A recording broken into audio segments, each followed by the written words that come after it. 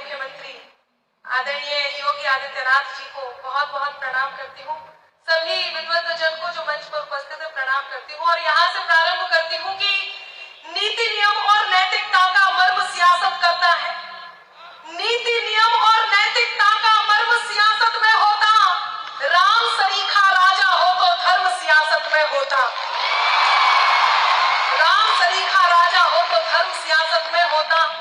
जो भूमि देवताओं की परम पावन विरासत है, जहां सत्यम शिवम और सुंदरम हर क्षण मुहूर्त है, धर्म सत्कर्म संस्कृति सभ्यता कर्तव्य का मंदिर, हमें है गर्व जिस पर वो हमारा देश भारत है। हमें है गर्व जिस पर वो हमारा देश भारत है। समय की सीमा है, एक अनुशासन के साथ मुझे एक बात छोटी सी कहनी है और ये निसंदेह हम सब जानते हैं कि पिछले दिनों क्या हुआ, आप सब यहाँ पर उपस्थित हैं। एक बात जिस बात ने हम सब के दिलों पर हस्ताक्षर कर दिया और वो बात अक्षरशः सत्य है। मैं उन्हीं बातों को केवल एक बंद जिसके लिए मुझे यहाँ पर आदेशित किया गया है वो जरूर सुनाऊंगी। एक बदलाव इस देश में आया है। आदरणीय, आपके उपस्थित होने से इस देश में क्या बदलाव आया है, ये युवा शक्ति जो आज यहाँ उपस्थित है, ये युवा शक्ति क्या कहती है, मैं उनके शब्दों में अपनी बात कहती हूँ कि खुद की खातिर जीते थे, अब देश में मरना सीख गए। खुद की खातिर जीते थे, अब देश में मरना सीख गए। मझधारों में कफन बांधकर लोग उतरना सीख गए। हर कल तक जुगनू तक भी हमको धमका देते थे, पर अब हम सूरज से आंख मिलाकर बातें करना सीख गए। हम सूरज से आंख मिलाकर बातें करना सीख गए।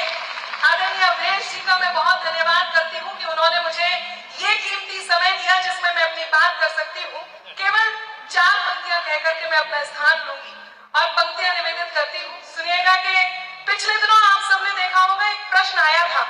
उत्तर प्रदेश हिंदुस्तान का वो सबसे बड़ा राज्य जहां अलग अलग बोलियां, अलग अलग धर्मों के, अलग अलग संस्कृति के लोग एक दूसरे के साथ रहते हैं। ऐसे में एक आरोप लगा था, वो प्रश्न नहीं था, वो आरोप था और उसका उत्तर नहीं, उसका खंडन दिया। केवल 4 पंक्तियों में वो बात कहती हूँ और अपनी याद दिलाती हूँ, मेरा साथ दीजिएगा।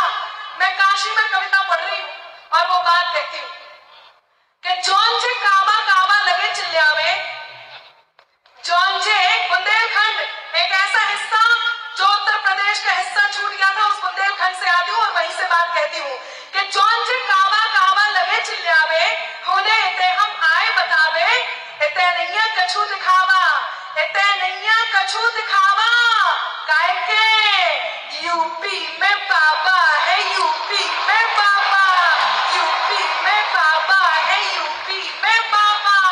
गोरखपुर को जो सन्यासी, गोरखपुर को जो सन्यासी मन में लेके मथुरा काशी जब से लखनऊ में जा बैठे। यूपी हमारी चर्चा हो रही थी तो अपने पांडे जी जो आरकेएम लेबोरेटरी के सीनियर वाइस प्रेसिडेंट है R&D के, उन्होंने अनाउंसमेंट किया कि आशा कॉलेज ऑफ फार्मेसी में जो भी बच्चा पीजी में, मास्टर ऑफ फार्मेसी में, फार्मेसी काउंसिल इंडिया और आशा फार्मेसी कॉलेज और आरकेएम लैब मिलकर जो भी बच्चा रिसर्च और R&D करना चाहता है उनको हम पूरी फैसिलिटी प्रोवाइड करेंगे और स्टाइपेंड भी हर महीना 25,000 देंगे और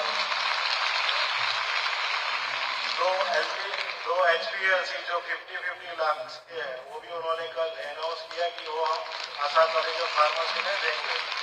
तो मुझे लगता है कि फार्मेसी की शुरुआत बनारस हिंदू यूनिवर्सिटी PHU से हुई थी, तो दूसरी एक प्राइवेट संस्था कैसे PHU बन सकती है, उसकी शुरुआत आशा कॉलेज ऑफ फार्मेसी मुझे लगता है कि शुरुआत करने जा रही है।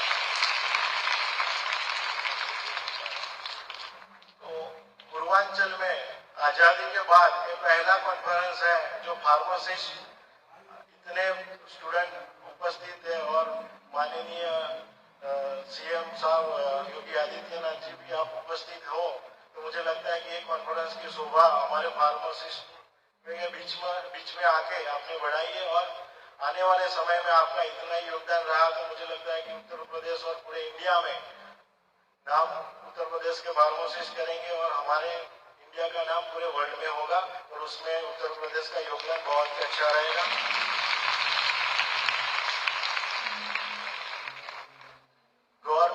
फार्मासिस्ट भी हमारी कोरोना काल में डॉक्टर पीपीई किट और नर्स पीपीई किट पहनकर काम कर रहे थे, बल्कि हमारे फार्मासिस्ट एक मास्क पहनकर पूरे इंडिया में हमारे फार्मासिस्ट काम कर रहे थे।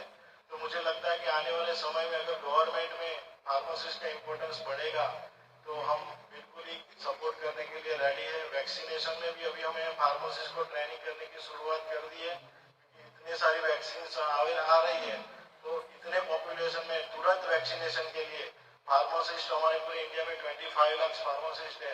अगर हम उनको ट्रेन करेंगे तो तुरंत ही वैक्सीनेशन पूरे इंडिया का हम कर पाएंगे। तो बहुत सारा काम नई शिक्षा नीति में हमारे जो बन रहा है, नेशनल एजुकेशन पॉलिसी बना रही है, उसमें भी फार्मेसी को इम्प्लीमेंट करके अगर 2 साल पढ़ते हैं तो डिप्लोमा, 4 साल पढ़ते हैं तो डिग्री, और एमफार्म में स्पेशलाइजेशन करके हम ऐसे प्लान कर रहे हैं। तो मुझे लगता है कि उत्तर प्रदेश में भी ये उपयोगी रहेगा। और आप सभी लोगों ने इस प्रोग्राम में इतनी बड़ी संख्या में टीचर, स्टूडेंट और माननीय सीएम साहब ने उपस्थित रहकर हमारी शोभा बढ़ाई, उसके लिए धन्यवाद। Thank you. जय हिंद, जय भारत। बहुत बहुत धन्यवाद डॉक्टर मोंटू कुमार एम पटेल जी। आपसे निवेदन है कृपया स्मृति चिन्ह प्रदान करें अपनी ओर से, पीसीआई की ओर से। आप प्रेसिडेंट हैं फार्मेसी काउंसिल ऑफ इंडिया और पूरे फार्मेसी काउंसिल ऑफ इंडिया का प्रतिनिधित्व करते हुए उनकी ओर से स्मृति चिन्ह प्रदान कर रहे माननीय मुख्य अतिथि महोदय। उदासी अब वे भी काशी काशी कर रहे। कल का इंटरव्यू देखा सबने? नहीं देखा हो तो एक बार जरूर देखिएगा कि वे भी काशी काशी कर रहे, वे भी काशी काशी कर रहे। जॉन करते काबा काबा काय के यूपी में बाबा है, यूपी में बाबा, यूपी में बाबा है। मैं बहुत बड़ी कविता है, मैं पूरी सुनाती, समय की सीमा है, केवल ये बात कह के स्थान लेती हूँ कि किसी भी बात पर होती शिकायत हो तो हो जाए। यह हिंदुस्तान का युवा यदि आज इस समय किसी उद्देश्य से यहाँ एकत्रित है तो मेरे साथ इस एक और उद्देश्य में सम्मिलित हो ताकि मैं मेरा स्थान ले सकूं। आप सबका मन चाहती हूँ कि किसी भी बात पर होती शिकायत हो तो हो जाए, जो ठाना है करेंगे हम, हिमाकत हो तो हो जाए। न गद्दारी नहीं गद्दार अब मंजूर है हमको, सलामत देश हो मेरा बगावत हो तो हो जाए। जय हिंद, जय भारत। बहुत सुंदर तालियां बजनी चाहिए। और आपने कहा कि यूपी में बाबा का आज हमारा बहुत सौभाग्य की आशा के परिसर में बाबा का आगमन हुआ है। तालियां बजती रहनी चाहिए क्योंकि जिनको मैं अब आमंत्रित कर रही हूँ अपना वक्तव्य, अपना आशीर्वाद देने के लिए, वो और कोई नहीं, हमारे अपने मुख्य अतिथि महोदय माननीय मुख्यमंत्री उत्तर प्रदेश सरकार परम श्रद्धेय योगी आदित्यनाथ जी हम सबको संबोधित करते हैं। बहुत बहुत धन्यवाद।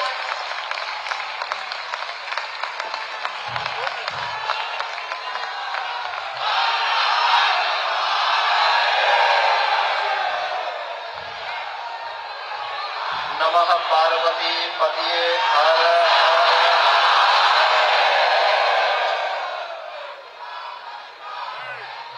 फार्मेसी काउंसिल ऑफ इंडिया के चेयरमैन श्री मोंटू कुमार एम पटेल जी,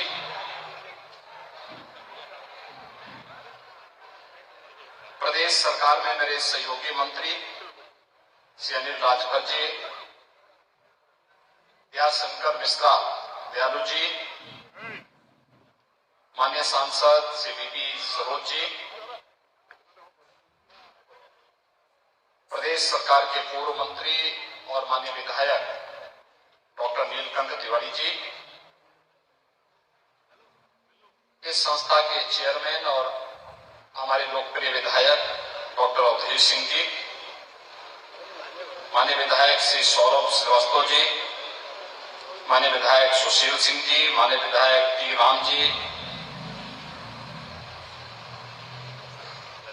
आज के इस कार्यक्रम में उपस्थित पूर्व ड्रग कंट्रोलर भारत सरकार doctor JN Singh ji, doctor Arun Kumar Pandey ji, PCI के सभी सदस्यगण और नेशनल सेमिनार में उपस्थित सभी उपस्थित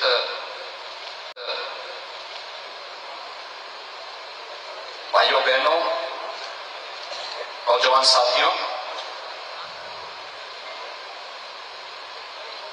मुझे बहुत प्रसन्नता है कि आज काशी की इस पावन धरा पर एक ज्वलंत और महत्वपूर्ण मुद्दे को लेकर के नेशनल सेमिनार का आयोजन किया गया है और इस सेमिनार में मुझे भी उस देर के लिए आपके साथ संवाद बनाने का अवसर प्राप्त हो रहा है। मैं सबसे पहले बाबा विश्वनाथ की इस पावन धरा पर दुनिया के सबसे लोकप्रिय नेता और भारत के यशस्वी प्रधानमंत्री आदरणीय श्री नरेंद्र मोदी जी की कर्म साधना की इस काशी में इस नेशनल सेमिनार में उपस्थित आप सभी महानुभावों का मैं काशी वासियों की ओर से और प्रदेश वासियों की ओर से हृदय से अभिनंदन करता हूं। काशी प्राचीन काल से ही भारत की न केवल आध्यात्मिक और सांस्कृतिक विरासत का प्रतिनिधित्व करती है, बल्कि हर कालखंड में कुछ नयापन काशी ने दिया है।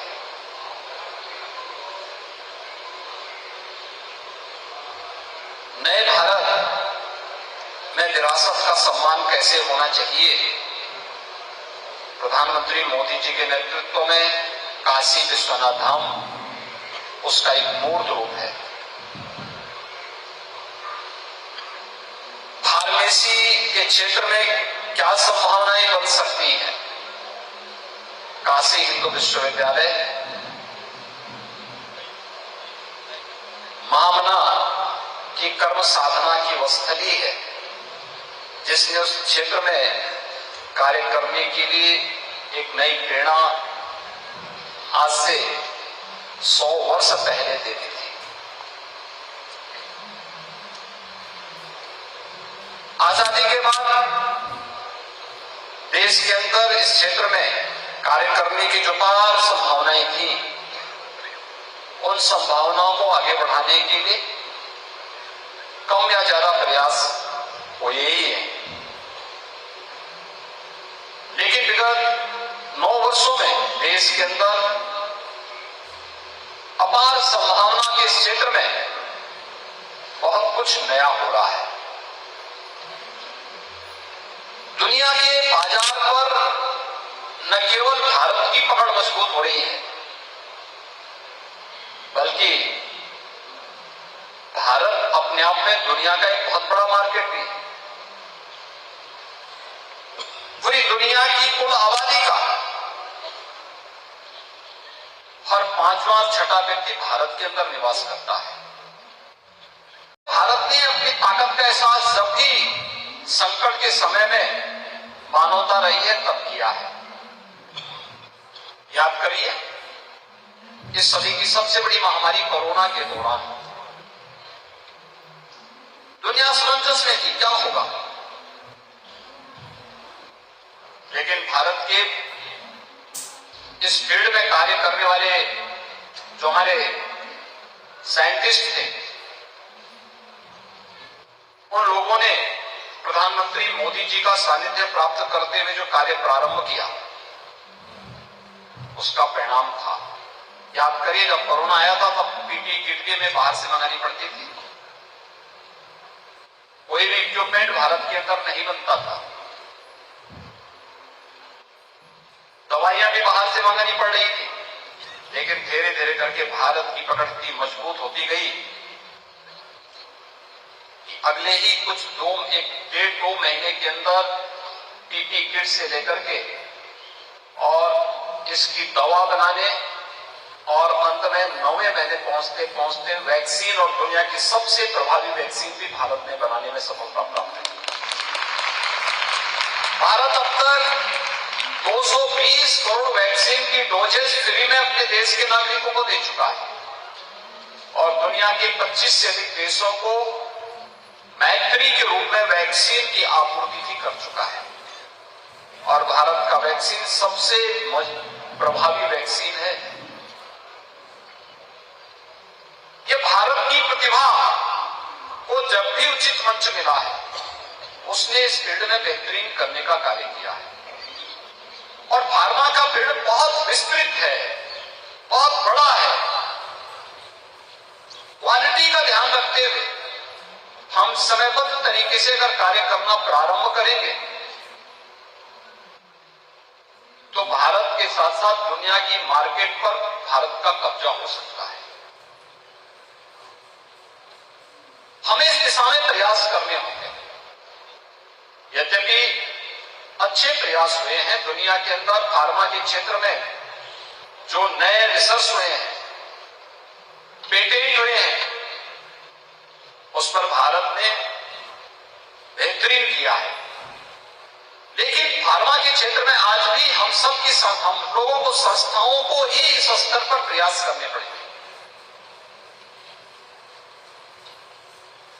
डॉक्यूमेंटेशन तैयार करना, पब्लिकेशन के लिए अपने आप को तैयार करना, उसे कैसे फाइल करना है, रिसर्च की संभावनाओं को आगे बढ़ाना और फिर अपने किसी रिसर्च को जिसपे आपको लगता है कि अब तक इसको किसी ने भी अन्य ने नहीं किया है, उसे पेटेंट कराने के लिए समय पर अपने को फाइल करना एक प्रक्रिया है और उस प्रक्रिया को अगर हम समयबद्ध तरीके से आगे बढ़ाते हैं तो इस फील्ड में हमारी पकड़ उतनी ही